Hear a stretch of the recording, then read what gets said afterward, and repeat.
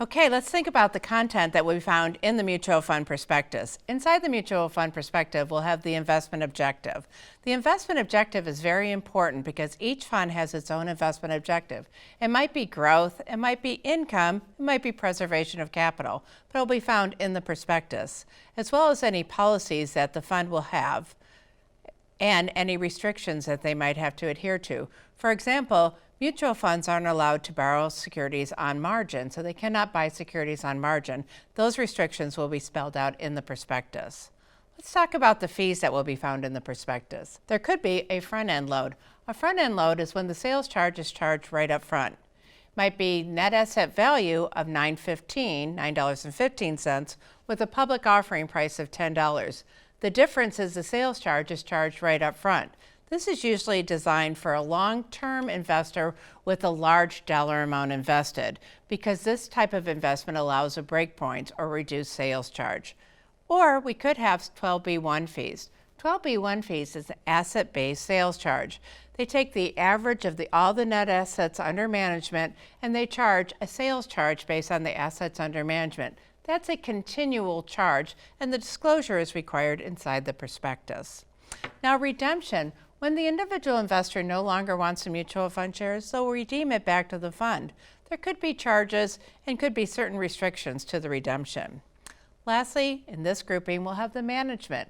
The mutual fund is managed by an investment manager, plus they'll have management of the administrative sides. All those will be detailed inside the prospectus. Next, we'll have breakpoints. Breakpoints are a sales discount.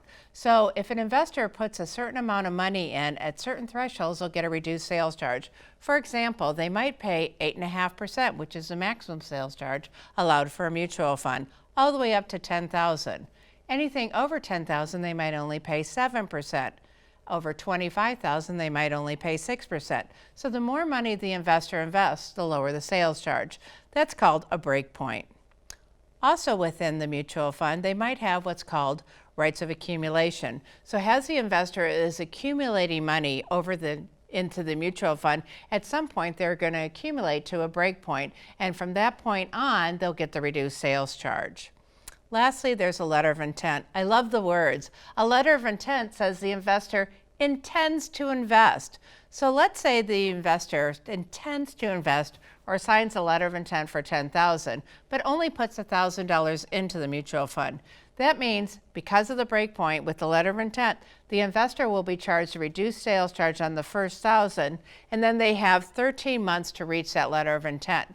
So a letter of intent, they intend to invest up to $10,000 and therefore get the reduced sales charge right from the very beginning. Mutual funds inside the prospectus might also have an exchange privilege. This is within the same family of funds. So there might be a growth fund inside a family of funds, and there might be an income fund, there might be a capital preservation fund. For an investor to move from one fund to another fund, there might be an exchange privilege. An exchange privilege would allow the investor to go from one fund to another fund within the same family of funds without paying additional sales charge.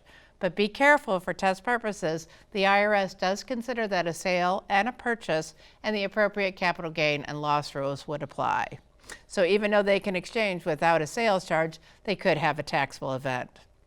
Now, they might also talk about the method of sale. So how can these funds be sold, as well as how can they be redeemed? All of these details will be found within the prospectus, which is a disclosure document.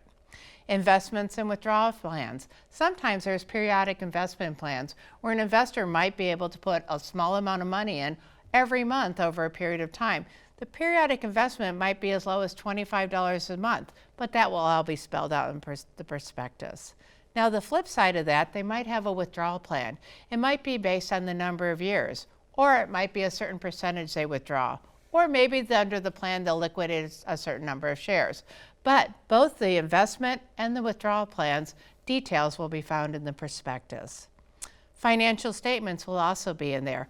It's important for the investor to know the financial statements of the mutual fund because remember, they will have own stock in the mutual fund, which gives them ownership interest. Therefore, they have access to the financials. Jim, did you have any comments? Well, yes, Dee. Boy, wow, that's a lot of detail.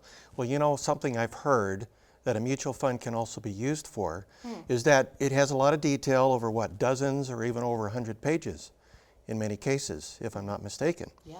Yes, and like a big booklet, and we can get them in PDF form as well. But the big booklet that clients can request.